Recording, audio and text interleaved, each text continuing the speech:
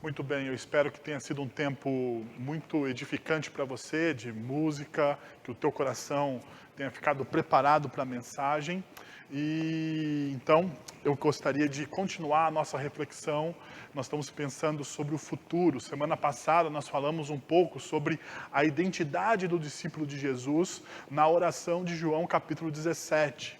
A oração de Jesus por seus discípulos, e nós percebemos alguns anseios que Jesus tem, e como esses anseios de Jesus na sua oração revela a identidade do discípulo. Bom, nessa noite eu gostaria de trabalhar um pouco com vocês a respeito dos nossos planos para o futuro, e como nós precisamos incluir Deus nesses planos. Mas antes da gente entrar numa reflexão mais bíblica, eu gostaria de lembrar talvez um texto muito famoso do Rubem Alves, um educador, um pedagogo e alguém que trabalhou demais com a educação, reconhecidamente no nosso país. E ele diz o seguinte: contei meus anos e descobri que terei menos tempo para viver do que já tive até agora.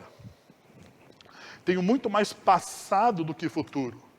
Sinto-me como aquele menino que recebeu uma bacia de jabuticabas, mas as primeiras ele chupou displicentemente, mas percebendo que faltavam poucas, rói o caroço. E ele está falando realmente desse negócio da gente pensar no tempo. Ele fala que o tempo é como, ele está fazendo uma analogia aqui, que o tempo é como uma bacia de jabuticabas. Ele recebe essa bacia de jabuticabas e ele vai usando o seu tempo de forma displicente. Quantas vezes nós usamos o nosso tempo de forma displicente, Por exemplo, nós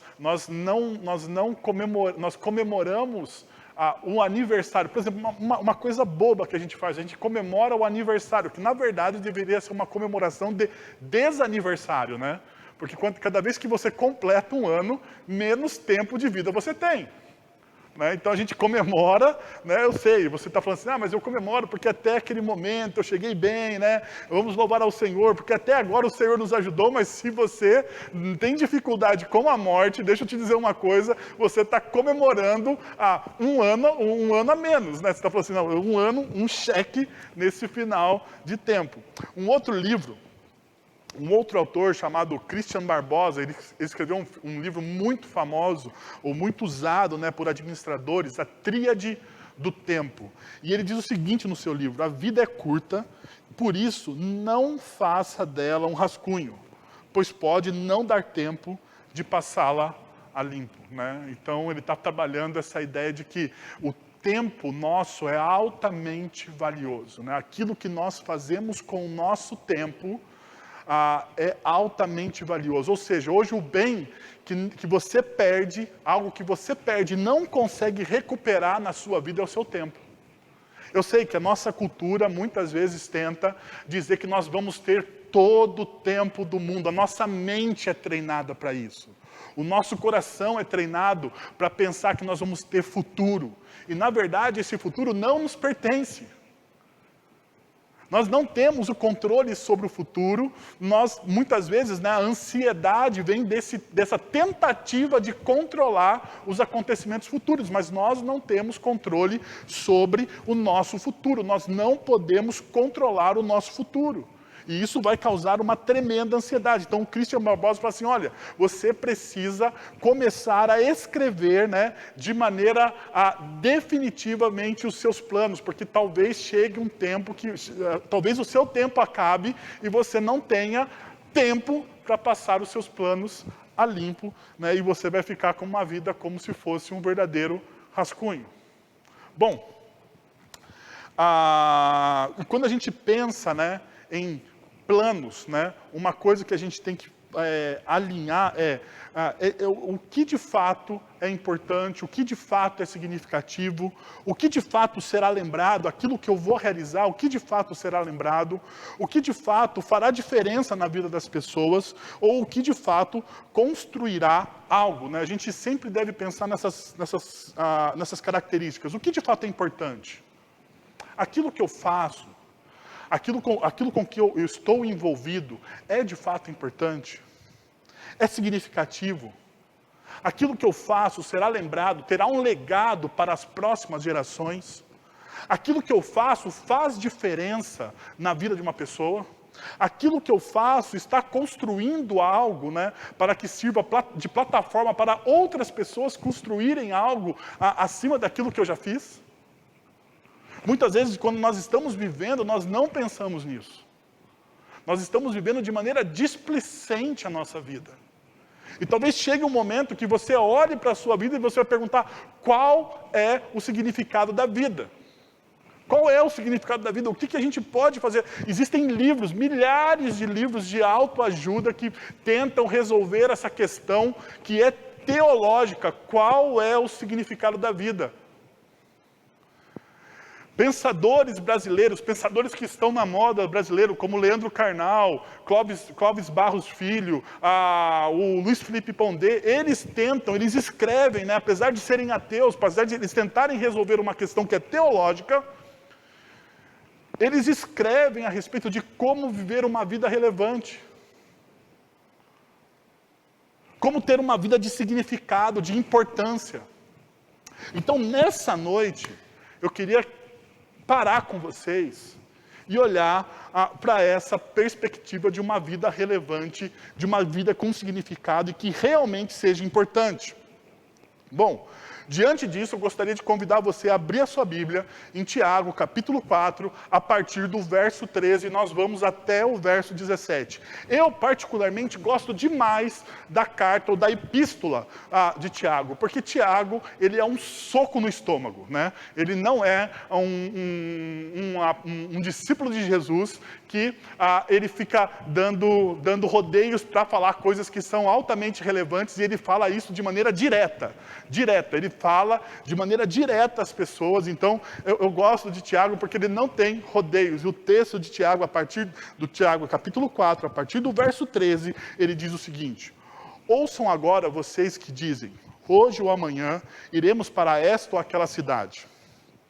Passaremos um ano ali, faremos negócios e ganharemos dinheiro. Vocês nem sabem o que lhes acontecerá amanhã. O que é a sua vida? Perceba, uma pergunta filosófica, teológica. O que é a sua vida? Vocês são como a neblina que aparece por um pouco de tempo e depois se dissipa. Ao invés disso, deveriam dizer: se o Senhor quiser, viveremos e faremos isso ou aquilo. Agora, porém, vocês se vangloriam das suas pretensões. Toda vanglória como essa é maligna. Pensem nisto, pois. Quem sabe que deve fazer o bem e não faz, comete pecado. Bom, vamos dar uma olhada para essa tríade. Na verdade, eu queria dividir esse texto, essa nossa reflexão a respeito do texto de Tiago em dois paradigmas. Primeiro, 3 pecados capitais que as pessoas cometem na construção dos seus planos. E 3 virtudes essenciais que nós devemos ter na construção dos nossos planos. Ou seja, a construção de uma agenda significativa sobre a ótica da espiritualidade cristã. Bom, vamos começar pelos 3 pecados capitais. Primeiro, secularismo.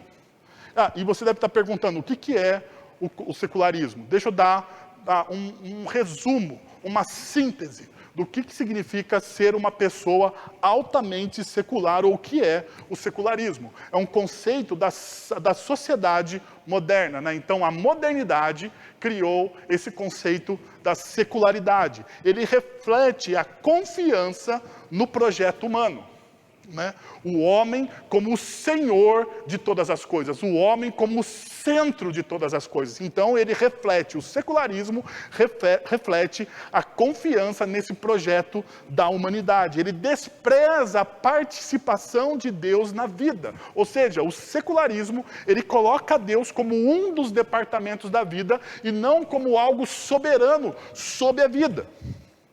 Outra, ele fala sobre autonomia ou autossuficiência da humanidade. Então, o secularismo, ele fala sobre autonomia e autossuficiência dessa humanidade. Perceba o seguinte, olha o que Tiago diz no verso 13 do capítulo 4. Ouçam agora vocês que dizem. E quando eu olho para esse texto, a primeira pergunta que eu penso é, quem decide?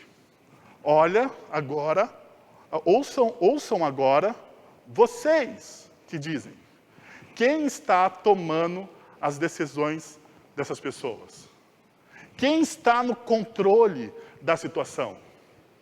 Perceba, ele continua. Hoje ou amanhã. Quem decide o início? Ainda, quem decide o lugar? Iremos para esta ou aquela cidade? Quem decide o prazo? Passaremos ali 1 ano. Ou, quem decide a atividade? Faremos negócios. E ainda, quem decide o propósito? Ganharemos o quê? Dinheiro.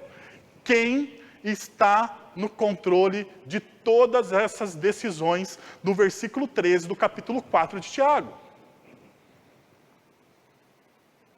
Se você for um leitor um pouco atento, você percebe, como eu disse no começo, Tiago é um soco no estômago. Ele está dizendo assim, olha, você que diz, você que se acha no controle disso, você que decide qual é o seu projeto, qual é o seu plano, para onde você vai, quanto tempo você vai passar, quais são os seus negócios, e como e qual é o seu propósito. Se você pensa que você é essa pessoa, tome cuidado.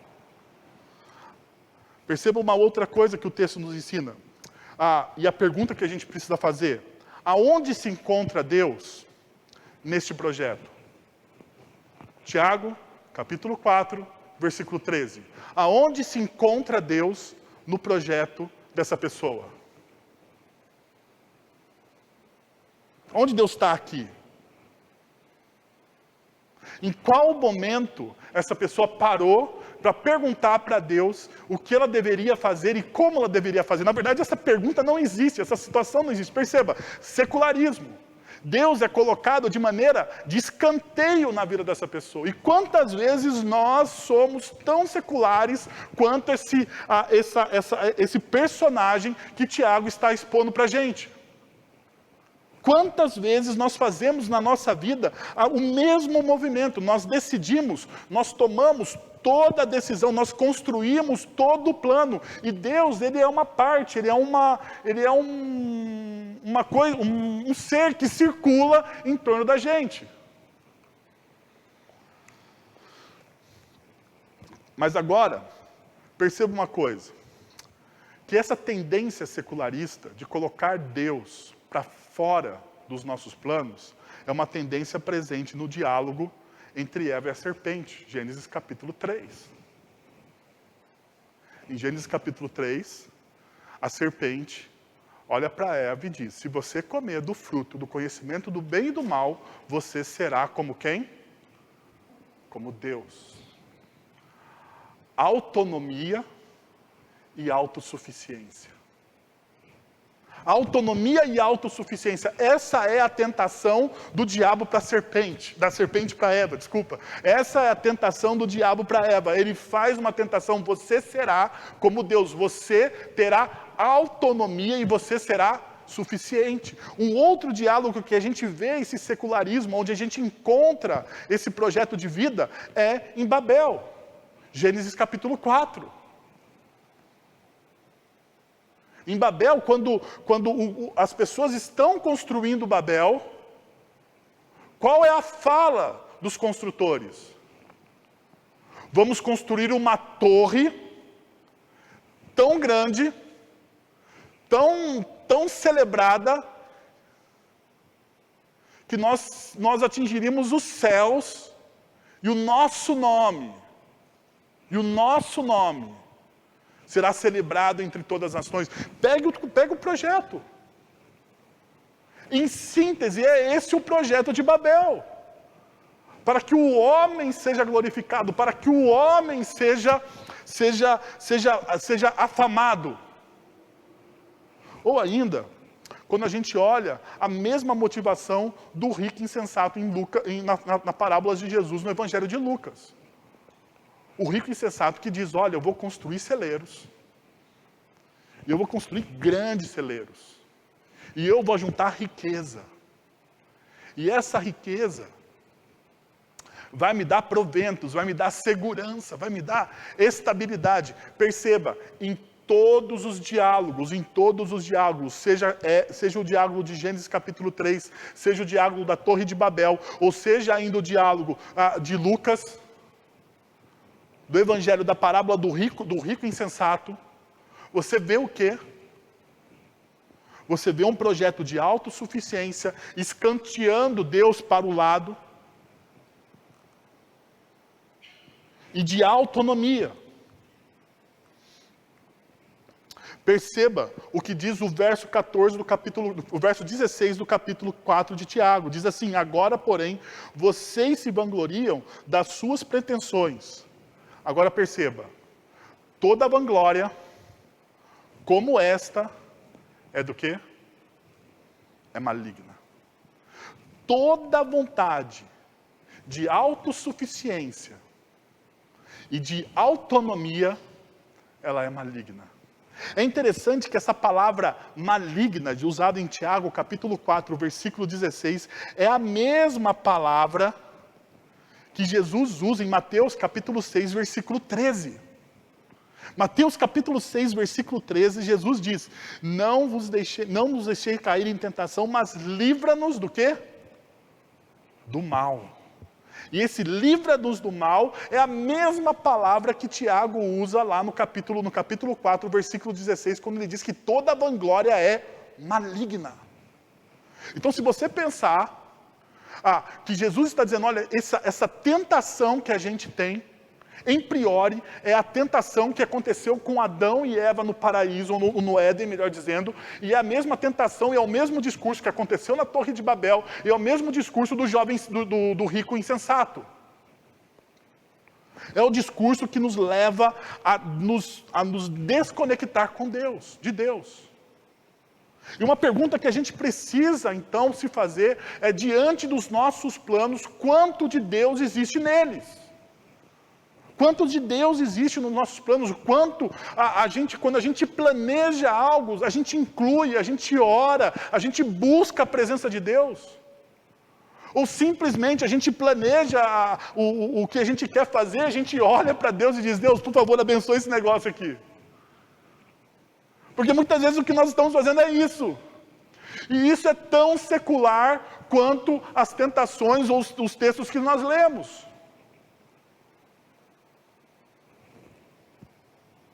Segundo, materialismo. Perceba o que diz o verso 13, diz, ouçam agora vocês que dizem, faremos negócios e ganharemos o quê? Dinheiro. A realização na vida se reduz ao ter. Faremos negócios e o objetivo, o propósito maior dessa pessoa é ganharemos dinheiro. É interessante, né? Porque Jesus, quando ele fala que nós não devemos servir a dois senhores, ele fala que nós não devemos servir aos dois senhores, nós não deveremos servir a Deus ou ao dinheiro. Ele fala mamon.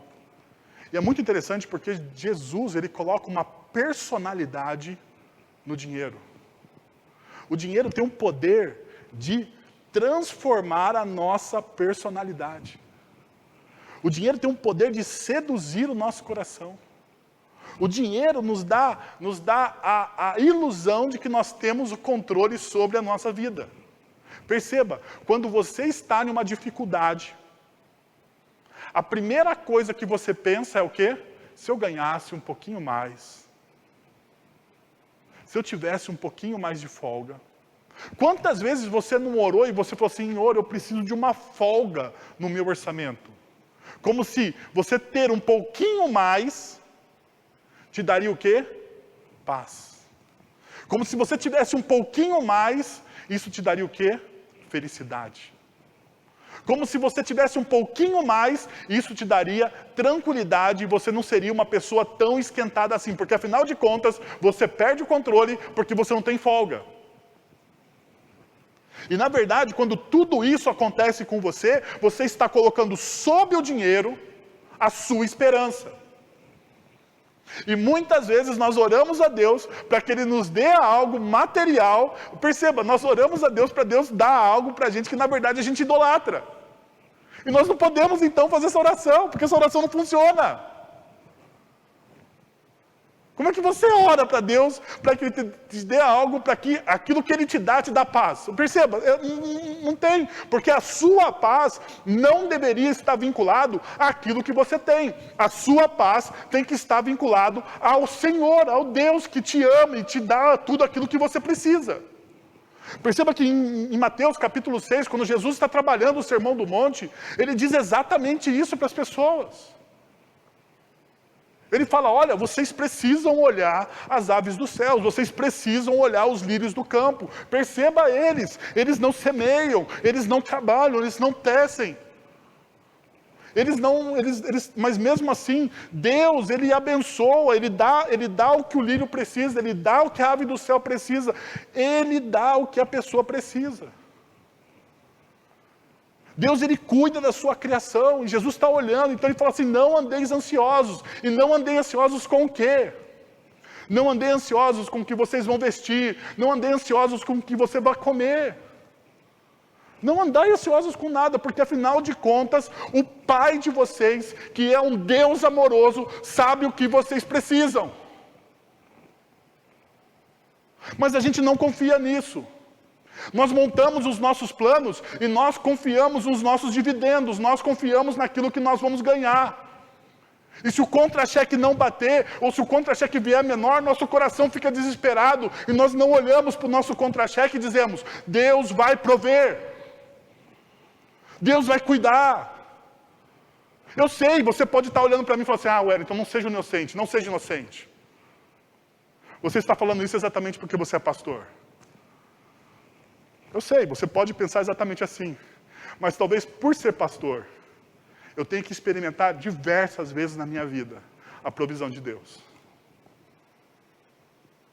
Talvez você deveria sair um pouco da sua bolha e olhar um pouco da minha perspectiva. Por ser pastor, diversas vezes, eu preciso olhar para o meu mês e falar assim, Deus vai prover. Respirar fundo, e saber que o que Deus vai prover é aquilo que eu preciso.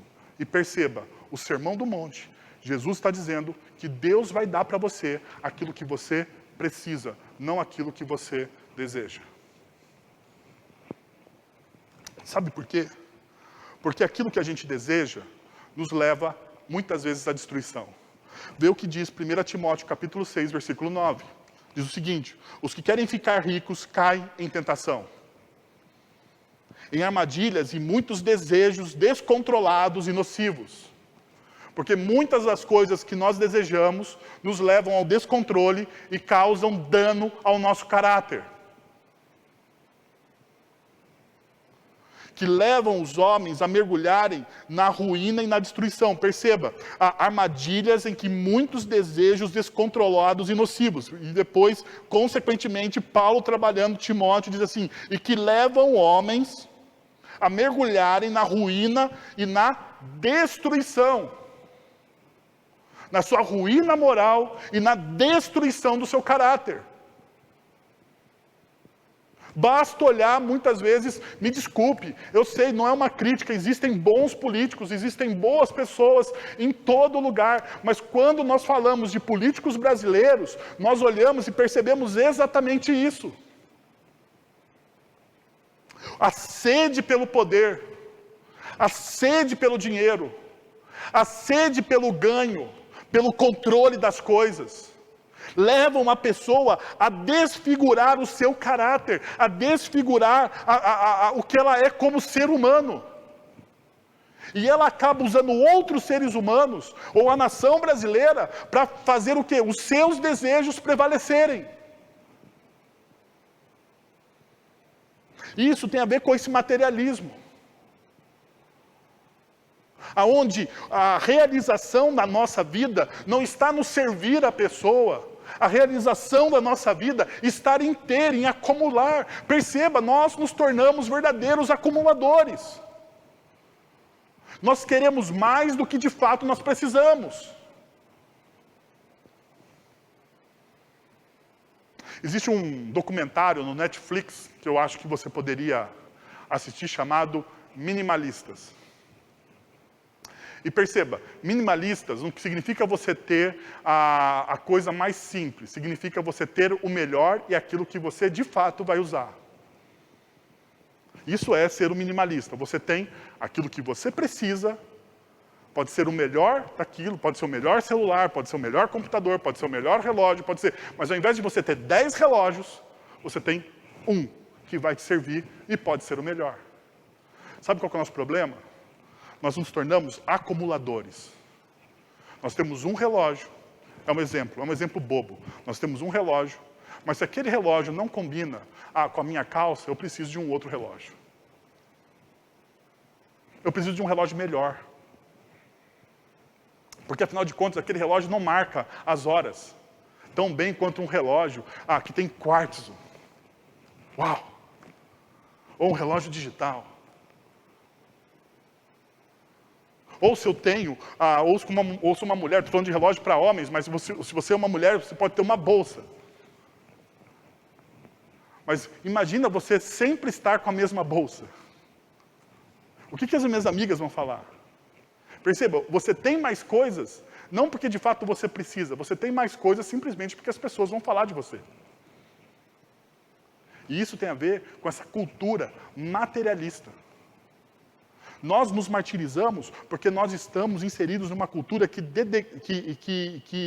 corrompe o nosso caráter. E muitas vezes, ao invés da gente confrontar essa cultura, o que a gente faz? A gente abraça essa cultura. Ainda, um terceiro pecado capital é a alienação.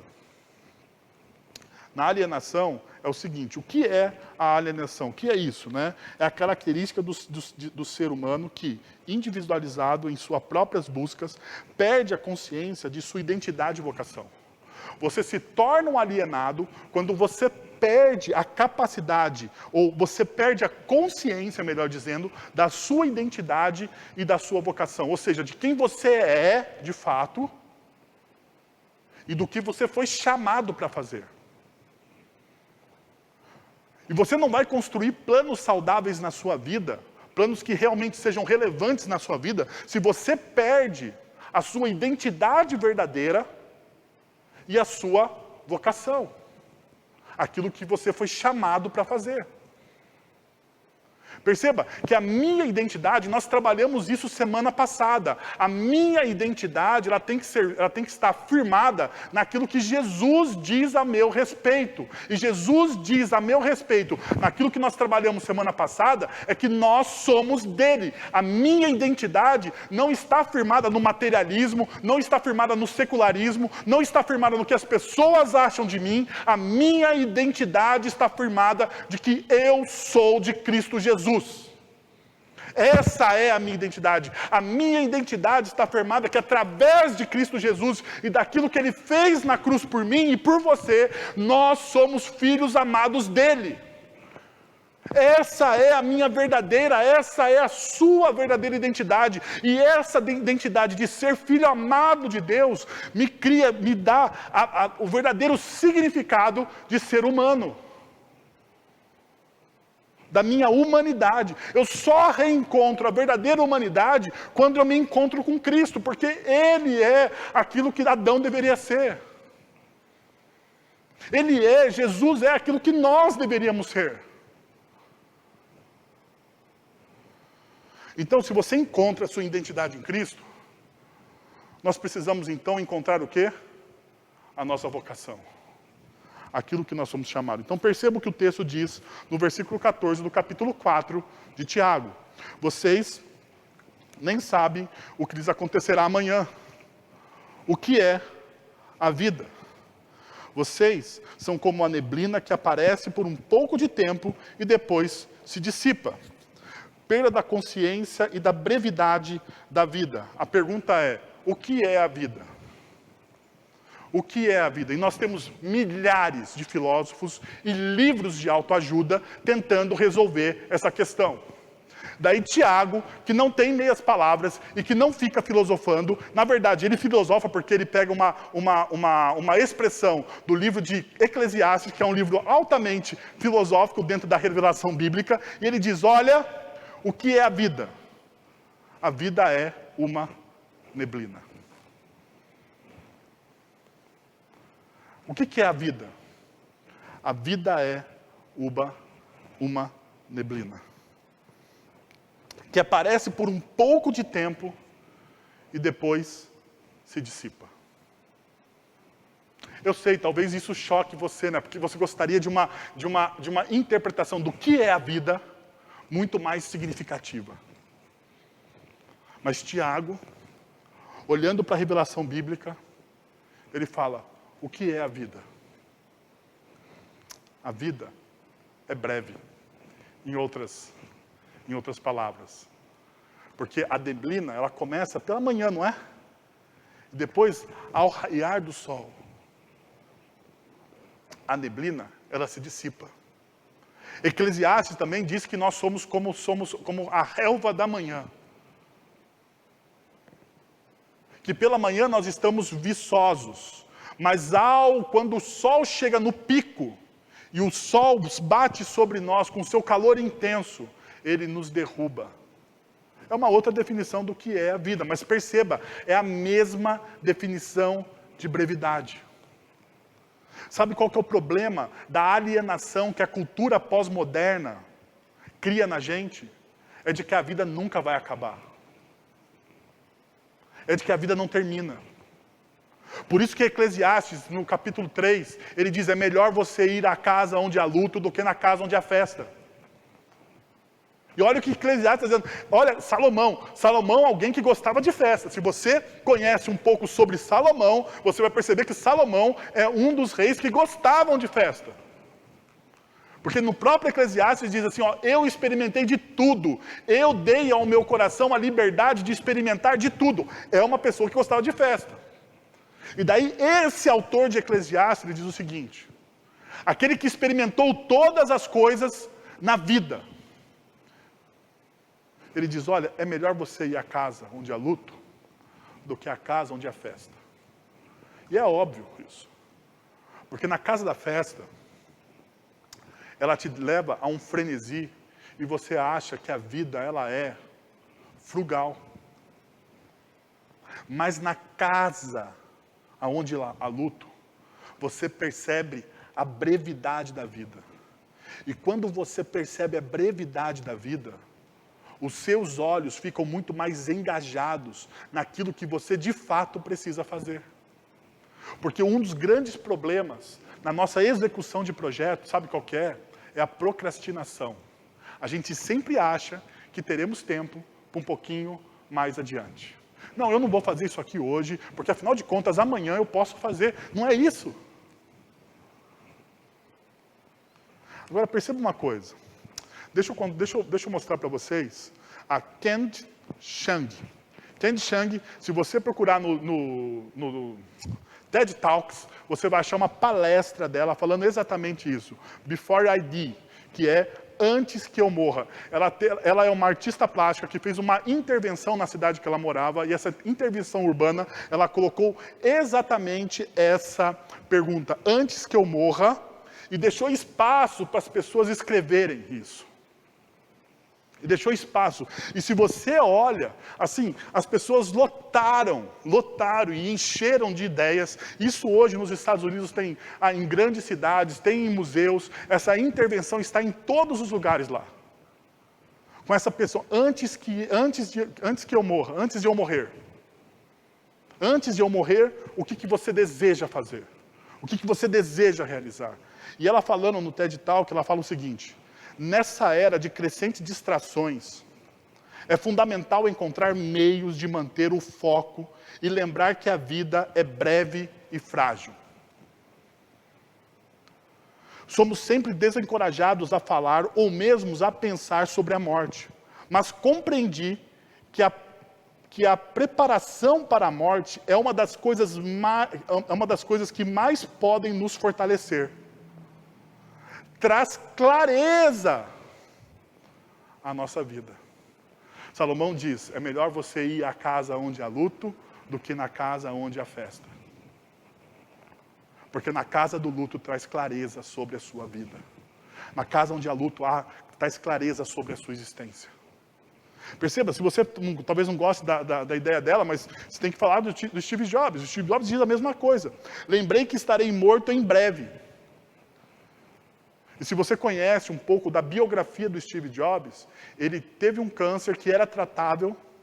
Ele fez uma opção por não fazer o tratamento, um tratamento que era corrente, para fazer um tratamento alternativo, e esse câncer, infelizmente, ceifou a vida do Steve Jobs. E ele diz o seguinte, lembrei que estarei morto em breve, lembrar que estarei morto em breve é a ferramenta mais importante que já encontrei para me ajudar a tomar grandes decisões. Porque quase tudo, expectativas externas, orgulho, medo de passar vergonha ou falhar, cai diante da morte. Deixando apenas o que é apenas importante. Perceba o que Steve Jobs diz, ele fala assim, olha, diante da morte, vergonha de falhar, expectativas externas, orgulho, medo. Diante da morte, todos esses sentimentos, eles caem. Eles caem. Talvez os primeiros discípulos, eles eram tão apaixonados por Jesus e eles revolucionaram o mundo. Sabe por quê? Porque eles ansiavam pela morte. Mas um anseio saudável por ela. Um anseio de que a morte não era o final da história. Mas que a morte, na verdade, é o começo da verdadeira história. Então, por isso que o apóstolo Paulo, ele diz, o meu viver é Cristo, mas o meu morrer é o quê? É lucro. É lucro. E a gente olha para o apóstolo Paulo e a gente fala, esse cara é louco. Ele é louco, porque muitas vezes na nossa concepção secular, materialista e alienante, morrer é algo que é o final da história, mas não é o final da história. Não é. Porque Cristo Jesus na cruz do Calvário venceu a morte por mim e por você. Então a morte, ou a ideia da brevidade da vida, deveria ser uma força que nos moveria para o centro da vontade de Deus. Mas muitas vezes não é. Porque o nosso coração está dividido. E Jesus, ele diz exatamente uma coisa muito importante sobre coração dividido. Jesus, ele fala que um reino dividido não pode subsistir. E talvez o seu coração esteja dividido. Está dividido entre essa mentalidade secularista e o desejo de você servir a Deus. E, me desculpa, o seu coração dividido não vai subsistir, você não vai conseguir servir a Deus. Você não vai. Não por uma falta de vontade, mas porque o seu coração está dividido e você precisa reorganizar o seu coração e arrumar ele para tirar essa divisão.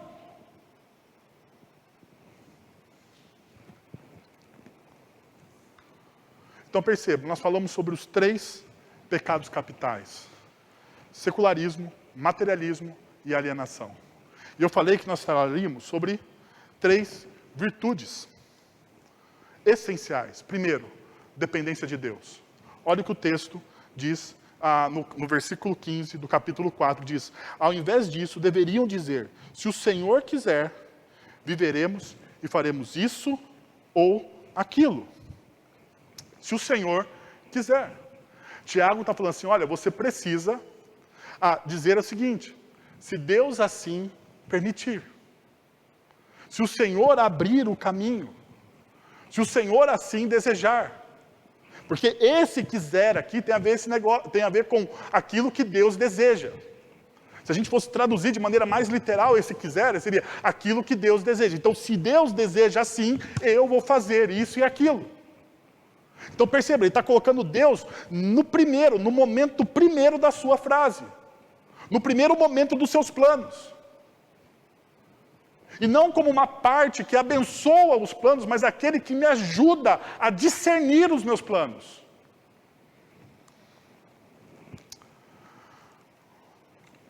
Por isso que Tiago, no capítulo 4, no versículo 6, diz o seguinte: por isso diz as Escrituras, Deus se opõe a quem? Aos orgulhosos. Mas concede graça a quem? Aos humildes. É interessante, esse opor aos orgulhosos, a ideia principal de oposição aqui, não é briga, mas é se tornar um muro. É se tornar um muro. É como se fosse dar naquele muro e batesse e voltasse. Eu não sei se você já passou por isso, né? Em algumas situações, em alguns planos, que você está tentando fazer, você está falando assim, mas eu estou batendo e voltando, eu não consigo ultrapassar. Talvez seja isso. E tem a ver com o seu orgulho. Deus, ele se opõe aos orgulhosos. Mas perceba, ele concede o quê?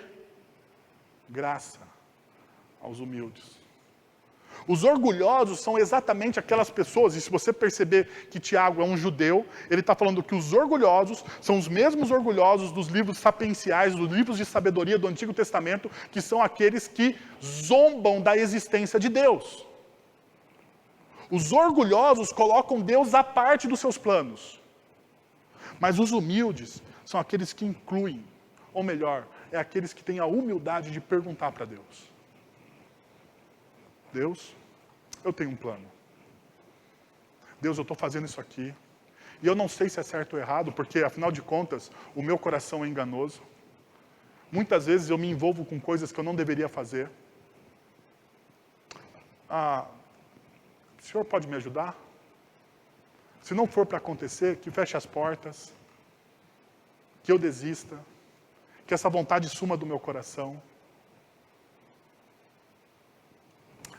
Se você está pensando em casar, talvez uma das orações mais difíceis que jovens deveriam fazer é exatamente essa. Senhor, olha, eu estou pensando em casar com essa menina, com esse rapaz, whatever. Será que de fato o Senhor está nesse negócio? Porque se o Senhor não está nesse negócio, mas viu, não peça assim, né? Se o Senhor não está nesse negócio, mande um anjo, né, que fale comigo, que os céus se abram, surja uma luz. Não estou falando desse negócio. Estou falando de uma oração sincera e séria. Senhor, se o Senhor não está nesse negócio, que o meu amor por essa menina ou por esse rapaz se esfrie. Essa é uma oração sincera. Mas talvez você não tenha coragem. Mas deixa eu te lembrar uma coisa. Você pode fazer isso enquanto você está namorando. Depois que você casou, a sua única oração é: Senhor, me ajuda. Me ajuda a amar. Me ajuda a cuidar. Me ajuda a servir. Essa é a única oração que você faz depois de casado. Porque você não pode fazer oração depois de casado, Senhor, esfria. Isso aí é antes. A sua chance está antes. Depois não tem mais chance. Mas perceba então que a segunda virtude que eu gostaria de colocar para vocês é prioridades claras. Olha o que o texto diz no versículo 15. Ao invés disso, deveriam dizer: se o Senhor quiser, viveremos e faremos isto e aquilo. Perceba, se o Senhor quiser, viveremos e faremos isto ou aquilo. Se o Senhor quiser, viveremos. Faremos isto ou aquilo. Ele tem prioridade. Eu estou perguntando para Deus, mas perguntar para Deus significa que eu vou realizar algumas coisas. Agora, essa agenda dele está vinculada ao querer de Deus. A sua agenda, ela está vinculada ao que Deus quer. Perceba o que C.S. Lewis ele diz, melhor dizendo, primeiro, o Eugene Peterson. O Eugene Peterson diz o seguinte: se vivemos em uma época na qual temos sido todos treinados desde o berço para escolher por nós mesmos o que é melhor para nós. Perceba, a miserável pergunta que nós fazemos às crianças. O que você vai ser quando crescer? Primeiro, nós jogamos uma ansiedade no coração da criança, porque ela nem cresceu, né? Ela nem está pensando nisso, mas olha, você... E outra coisa, uma pergunta miserável, porque ela só é se ela escolher, né, uma profissão. E nós temos que lembrar que ela já é alguém amada por Deus, sem profissão nenhuma.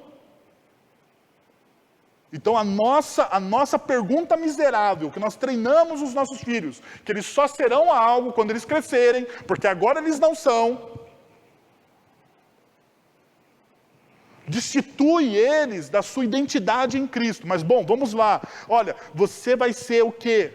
Nós somos treinados desde o berço a fazer escolhas e nossas escolhas.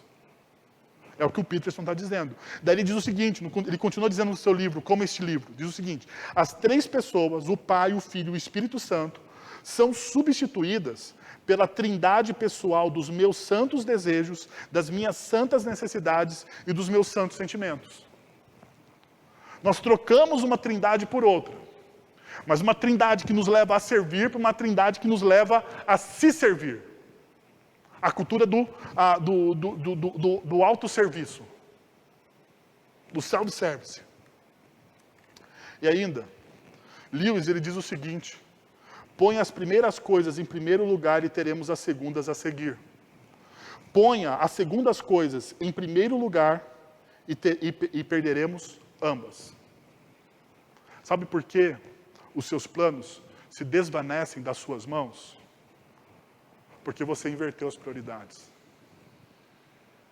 Porque as primeiras coisas seria você buscar a justiça de Deus e o seu reino. E quando eu busco a justiça de Deus e o reino, o que a Bíblia me diz? Que todas aquelas outras coisas, que são lícitas. Deixa eu te falar uma coisa. Não existe pecado nenhum em você querer ser o melhor da sua área. Não existe pecado nenhum em você querer prosperar. Não existe pecado na prosperidade. O problema está é que você inverteu a prioridade. Busque, pois, em primeiro lugar o meu reino e a minha justiça, Jesus diz. Eu busco o reino de Deus, a justiça de Deus, em Cristo Jesus. E ele diz assim, ó, se você fizer isso, essas demais coisas, que o seu coração luta tanto, serão o quê? Acrescentadas. A gente pode trocar essa palavra acrescentadas por dadas. Você vai receber aquelas coisas de presente. Por quê? Porque a sua prioridade agora está no reino de Deus. Então, quando você põe as primeiras coisas em primeiro lugar, Jesus, ele automaticamente vai acrescentar no segundo lugar as coisas que vêm a seguir. Mas quando você inverte, você perde ambas. E talvez, mais uma vez, você está perdendo os seus sonhos e os seus planos estão indo por água abaixo, porque as suas prioridades estão invertidas.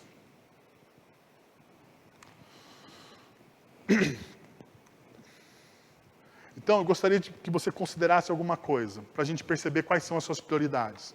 Quem você é? Sua personalidade, seus dons e as suas habilidades. Quem que você é? Perceba que a sua personalidade é uma dádiva de Deus. Que os seus dons são dádivas de Deus. Que a habilidade que você tem é uma dádiva de Deus. Não queira ser diferente daquilo que Deus fez por você. Se você é alguém introvertido, não queira ser alguém extrovertido, porque você vai tá estragando aquilo que Deus fez por você. Se você é um cara assim meio ímpeto, não tenta ser um cara mais manso, porque Deus vai estar estragando. Não estou dizendo para você ser grosso, que é diferente. Ímpeto é diferente de grosso, tá? Não confunda as coisas.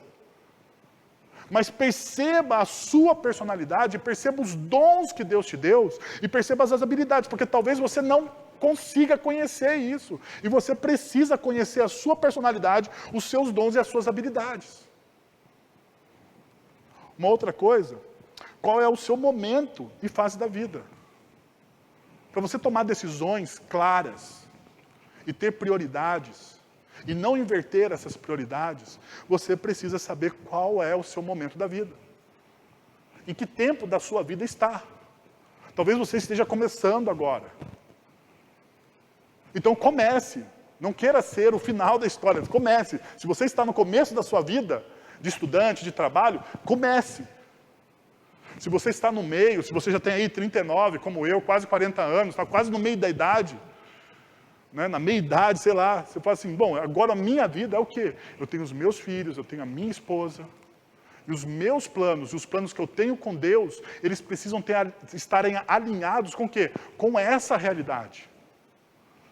E ainda, qual é o querer de Deus neste momento da sua vida? Ou seja, você tem que perguntar isso para Deus. E Ele vai te responder. Ele vai te responder. Tudo bem que talvez a resposta que Ele te dê, lembre, não seja a resposta que você quer. Talvez seja. Talvez a resposta que Ele te dê seja a resposta que você quer. Daí todo mundo, ok. Mas se a resposta que Deus te der não for a sua, deixa eu te falar uma coisa. Se submeta. Porque lembre-se, Deus Ele resiste a quem? Aos orgulhosos. Mas Ele concede graça a quem é humilde. Então, se submeta à vontade de Deus. Por fim, determinação. Terceira virtude essencial. Pensem nisso, pois. Quem sabe que deve fazer o bem e não o faz, comete pecado. Perceba, ele diz, quem sabe que deve fazer o bem e não o faz. Você pode cometer dois tipos de pecado. Primeiro, o pecado da omissão. Você pode se tornar uma pessoa omissa. Você sabe que precisa fazer o bem, mas você não faz. E o pior pecado, para mim, é o pecado da omissão. Sabe por quê? Porque o pecado da omissão, para mim, é o pecado de você ficar em cima do muro. E quando eu penso no pecado de ficar em cima do muro, eu lembro de Apocalipse, de uma das igrejas, principalmente a igreja de Laodiceia, que Jesus ele olha para aquela igreja e diz o seguinte, eis que você não é nem quente e nem frio. Você é o quê? Morno. Você está em cima do muro. Mas se você vê um pouquinho antes dessa fala de Jesus, Jesus fala assim, eis que estou à porta e bato. Eu não sei se você parou para pensar, Jesus está para fora da igreja.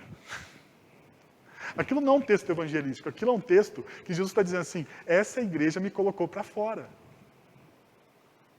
E se você estudar um pouquinho mais a fundo a igreja de Laodiceia, você vai perceber que a igreja de Laodiceia, na época, era uma das igrejas mais ricas, mais prósperas do Novo Testamento. E essa igreja colocou Jesus do lado de fora. Gente, uma igreja pode colocar Jesus do lado de fora. Nós podemos colocar Jesus à parte da nossa vida.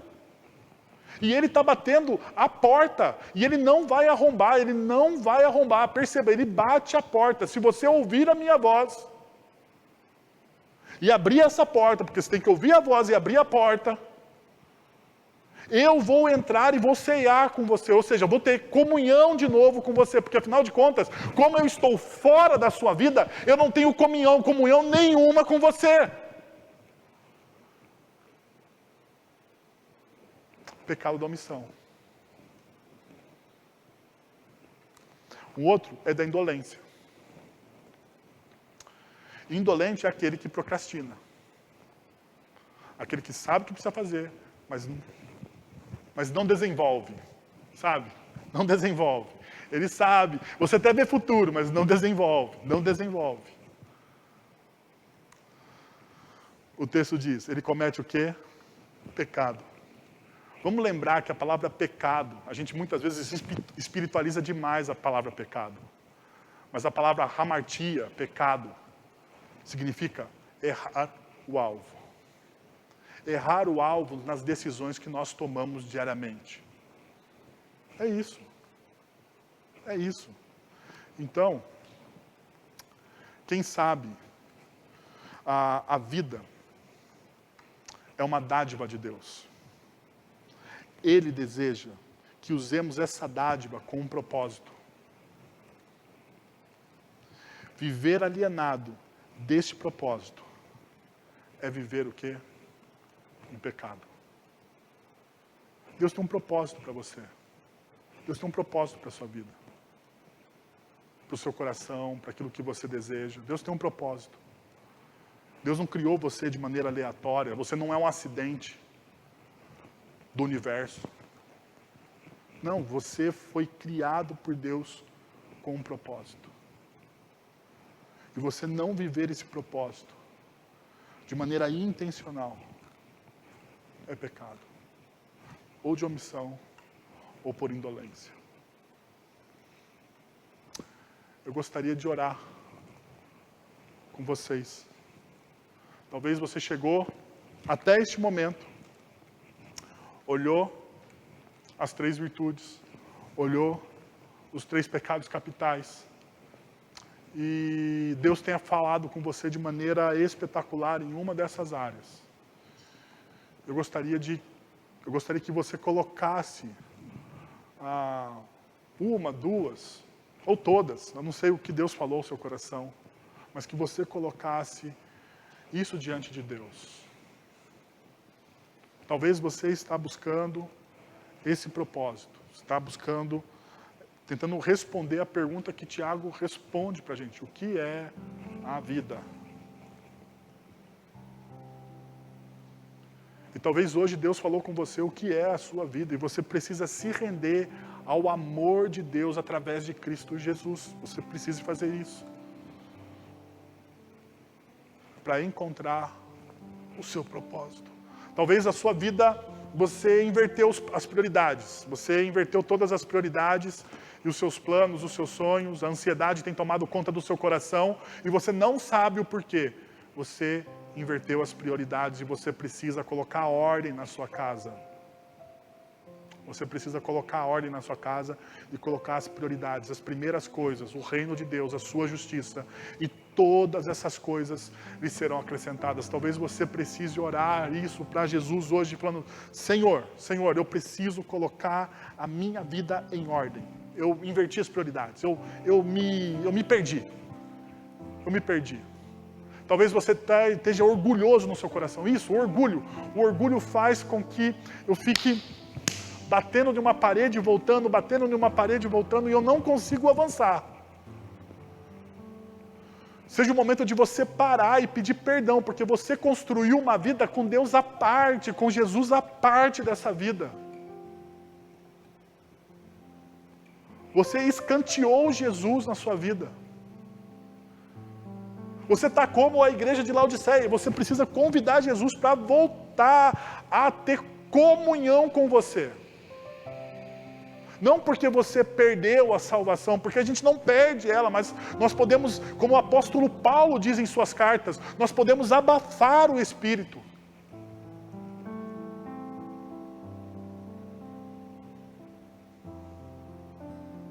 Senhor, nós estamos na Tua presença e nós pedimos, ó Deus, que o Teu Santo Espírito fale e aplique essa palavra de maneira poderosa nas nossas vidas, para uma verdadeira transformação no nosso coração, Senhor. É verdade, ó Deus, nós jogamos o Senhor de lado, nós criamos, ó Deus, subterfúgios, nós trocamos, ó Deus, trocamos, para usar uma linguagem bíblica, nós trocamos a nossa primogenitura como filhos amados do Senhor por um prato de lentilhas. Nós fazemos isso, Senhor. Nós fazemos isso. Mas como filhos amados do Senhor em Cristo Jesus, aonde a lei do Senhor, a lei de Cristo é a graça e o amor, aonde o Espírito Santo atua na perseverança dos santos, nos mantendo a Deus fiéis e ligados ao Senhor. Nós pedimos agora, Senhor, em nome de Jesus, perdão pelos nossos pecados, pelo engano no nosso coração, pelas nossas falhas, e pedimos que o Senhor invada, Deus, cada família, cada coração, cada pessoa conectada com a gente nessa noite, que vai ouvir mais tarde essa mensagem, que o Senhor transforme poderosamente, ó Deus, a vida dessa pessoa, para a honra e para a glória do Teu santo e bendito nome, para que outras pessoas testemunhem que Jesus é o Senhor dessa igreja. nós oramos no nome daquele que amamos, o nosso Senhor Jesus.